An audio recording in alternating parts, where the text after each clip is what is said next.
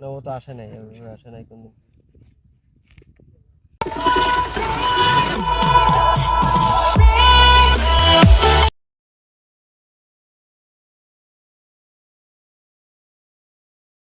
আসসালামু আলাইকুম।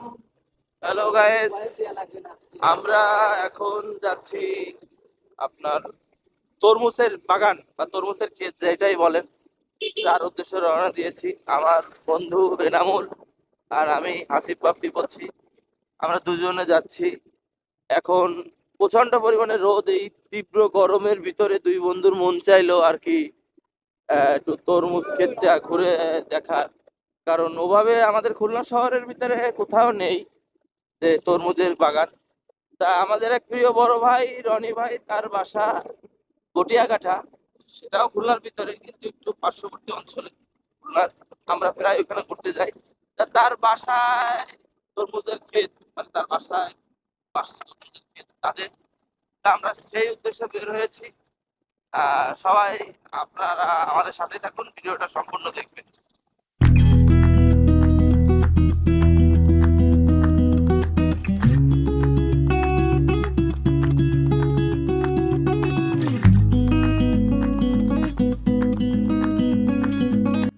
এইখানে আবার ট্রাফিক পুলিশের সার্জেন্ট ক্যাম্প বসাইছে।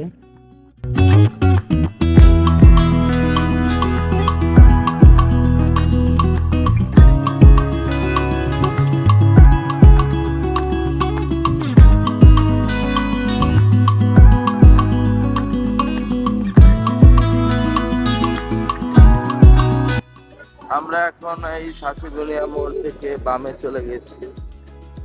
এই সোজা মাত্র 3 কিলো পথ মেবি।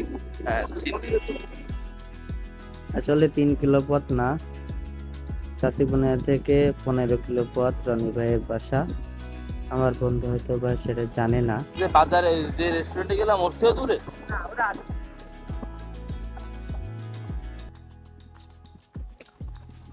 সামনে যে রেল লাইনটি দেখতে পাচ্ছেন, এই রেল লাইনটা আসলে মোংলাতে গিয়েছে।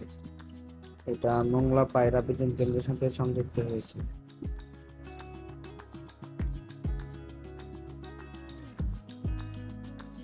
কত বড় সেলফিশ! ও আমাকে ভিডিওতে রাখতে চায় না, কারণ আমি যে ভাইরাল একটা পার্সন, ও আমাকে রাখলে ওর কোনো ভ্যালু থাকবে না, ওর কোনো পাত্তা পাবে না। এই জন্য ওর ভিডিওতে আমাকে রাখে না।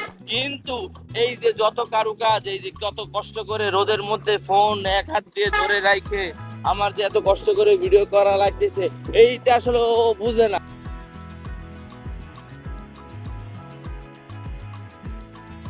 আমরা এখন বটিয়াঘাটার একেবারে কিনারায় চলে এসেছি বলতে গেলে। এই সামনেই বটিয়াঘাটা ব্রিজ। আমরা এখন ইউটার্ন নিচ্ছি। এই ইউটার্ন গুলো আসলে একটু ঝুঁকিপূর্ণ, কারণ যদি চাকায় বিটমিট না থাকে আর ভালোভাবে কর্নারিং না করা হয়, তাহলে যে কোনো সময় গাড়ি স্কিড করার সম্ভাবনা থাকে। দেখেন, আপনি দেখেন ইউটার্নটা দেখেন, কত জায়গা নিয়ে করতে হয়।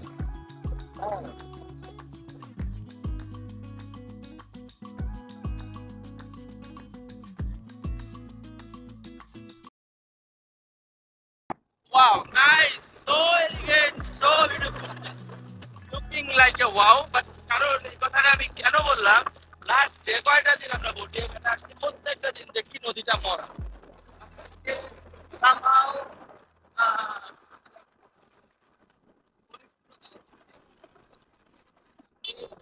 যখন একটা নদী পরিপূর্ণ দেখবেন, মানে পানিতে দেখবেন, যখন আপনার মনটা ভালো হয়ে যাবে, যেমন আমার মনটা একদম পার্সোনালি অনেক ভালো হয়ে গেছে।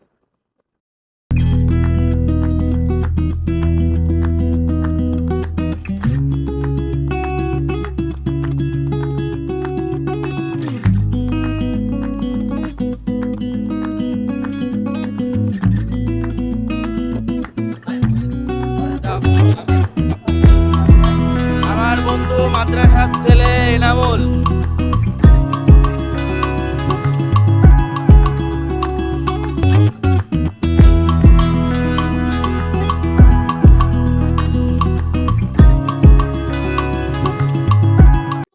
আমরা অবশেষে তরমুজ খেতে এসে পৌঁছালাম। আমাদের রনি ভাই, সে মাথায় গামছা দিছে, আর এই গেল মোটা বাপ্পি।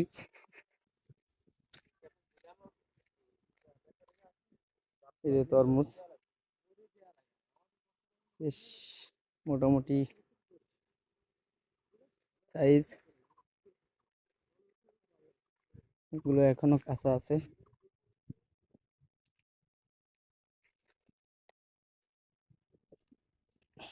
এই তরমুজটার ওজন হয়তো বা 3 কেজি এরকম হবে। কিছু তরমুজ তরমুজ বিক্রি হয়ে গেছে। এখন যে তরমুজগুলো আছে খেতে, এই তরমুজগুলো হচ্ছে ছোট ছোট তরমুজ আর কাঁচা, না দেখলেই নয়। বাহ, অসাধারণ, আলাদা একটি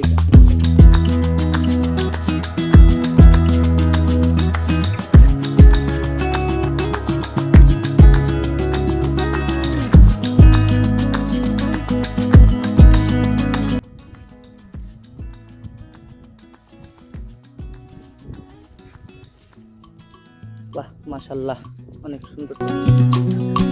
এই তরমুজটি খুব আনকমন, নাম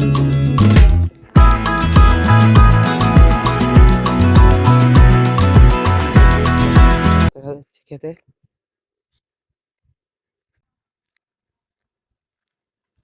এই আরো একটা সেম কালারের সেম তরমুজ,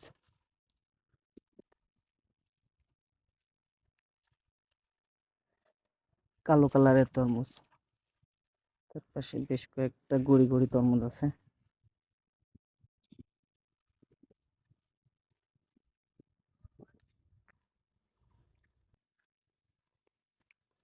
মন ভরে খেয়ে যাও ভাই, আসছো। আরে হইছে, না, ও তো আসে নাই, আসে নাই কোনদিন। গরমতে কিন্তু অত স্বাদ লাগে না। ঠান্ডাও এটা স্বাদ লাগে। ঠান্ডা। তোমার পালসারের মাইলেজ দিতে কত? 40।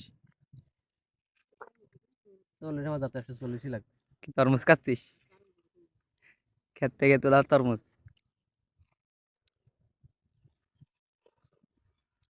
তরমুজ ছবি না। ভিডিও করে, ব্লগ ব্লগ করে ক্যামেরাম্যানদের রাগ পানা।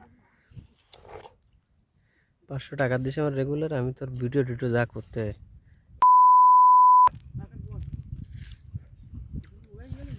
এটা যদি একটু ফ্রিজে রাখা হইতো না, সেই হইতো, আরো বেশি মিষ্টি লাগে। কি সাদা না ভাই? ওটা সাদা কিন্তু ওর ভিতরে কাঁচা। এই যে বয়েস, আমরা এখন তরমুজ, এই যে তরমুজ দেখতে এই- পাচ্ছেন, যে তরমুজ, এই যে হাতে কাটা রয়েছে তরমুজ।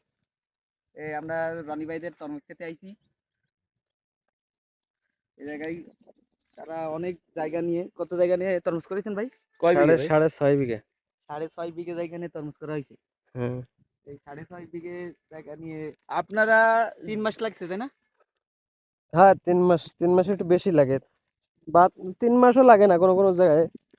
72 দিন, 75 দিন, 78 দিন এরকম লাগে। আপনারা যে যেখান থেকে পারেন রনি ভাইদের তরমুজের খেতে আসবেন। রনি ভাই ফ্রিতে আপনাদের সবাইকে বুফে তরমুজ খাওয়াবে, বুফে। এই যে বুফে তরমুজ খান, যার যতটুকু খাইতে ইচ্ছা হয় বুফে খান।